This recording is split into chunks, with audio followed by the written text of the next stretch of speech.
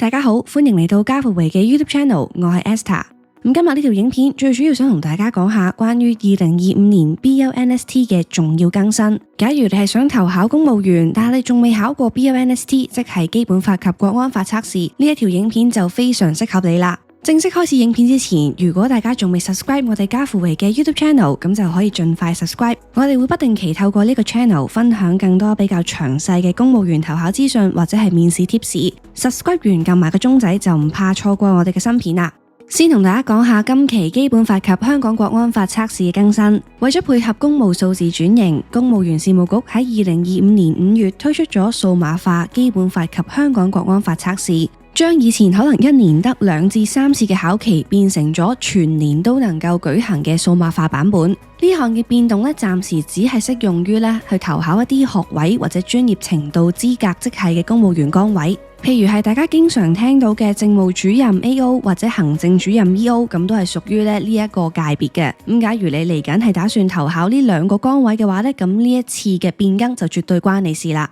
雖然成個應考嘅 format 就由紙本變成咗電腦作答，咁但係考卷嘅出題形式以及係內容啦、考核範圍都係冇變過嘅。大家仍然係需要30分鐘之內完成20條題目，答啱10題以上就會被視為合格。咁另一方面，除咗係講緊你做卷嘅形式變得 digitalize 之外啦，接收成績嘅方法亦都由以前寄信俾你嘅實體版本變成咗透過 email 發送俾你嘅電子成績證書。咁呢一個證書亦都非常之好地喺你應考完嘅當日就可以收到噶啦。同 CRE 一樣，呢一個合格嘅成績係屬於永久有效嘅。考完一次之後亦都唔需要再安排考同一類嘅考試。報名資格方面需要具備2種嘅條件。第一種叫做基本條件，即係話你係需要持有香港嘅身份證。第二就係你考試年份內需要年滿18歲。咁至於第二種就係同學歷要求有關啦，因為今次呢一個數碼化版本適用嘅範圍適用於投考學位或者係專業程度職系嘅公務員崗位。咁所以你要投考呢一個 versions 嘅考卷都需要係符合翻學歷嘅要求。咁包括咗係持有大學學位，或者係本年度或下個學年取得大學學位，或者係持有符合申請職位所需嘅專業資格。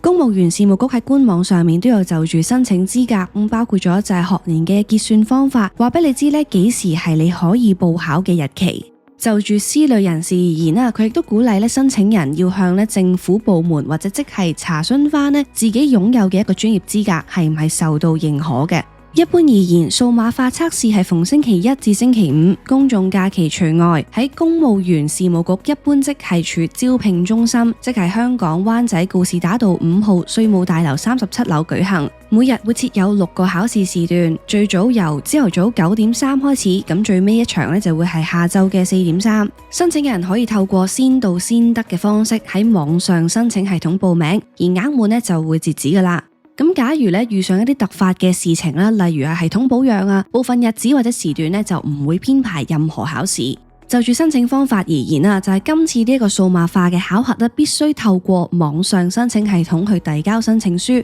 唔再接受任何嘅親身遞交或者用郵寄、傳真、電郵嘅方式進行報名。當完成咗申請程序之後，申請人就會即時獲發一個申請參考編號，而系統亦都會發出一個確認申請嘅電郵去到你早前遞交俾佢哋嘅電郵地址。呢一個申請參考編號需要好好保存，直至到你收到考試成績為止。如果你遞交完個申請都仲未收到呢一個確認嘅電郵，就記得要同翻考試組聯絡啦。另一方面，每位申請人只能夠預約1個考試時段，視乎係咪仲有名額啦。申請人就可以喺報考當日選擇未來8個星期內舉行嘅考試時段。申請人可以最遲喺預約考試日期嘅前一日更改或者取消已經預約嘅考試時段。呢個位置係非常之重要㗎。如果大家已經知道自己預約咗嘅當日冇辦法出席嘅話就一定要去透過系統作出一個更改或者取消考試。如果唔係嘅話就會觸發到一陣同大家講嘅暫緩考試期呢個情況。